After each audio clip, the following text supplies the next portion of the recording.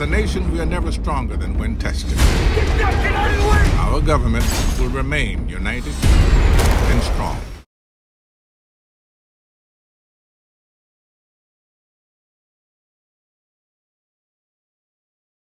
I came here 2 months ago. My friend, in fact, a bunch of my friends own a club in New York called One Oak, and one of them's my best friend, and he was opening One Oak down here.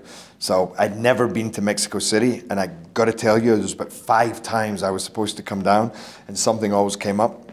So I said, this time I'm not missing it, especially because it was a special night for him. In that trip, I probably took about 3,000 photos. Sometimes I just stand like this, and people walk in, I'm like, hello.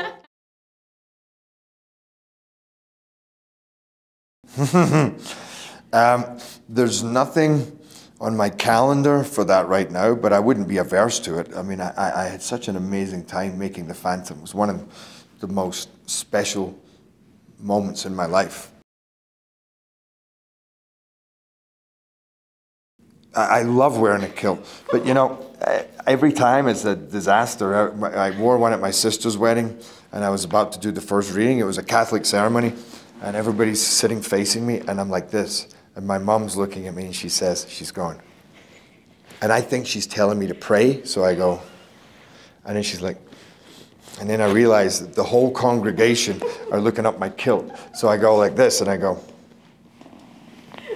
Like, and then at my brother's wedding, I was so nervous. I was best man. I was practicing my speech, and I went into the cubicle and I sat in the toilet, and I'm like, how's it going? And I get up and I feel dripping in the back of my legs, and then my kilt had dripped in the toilet. So I've had always bad.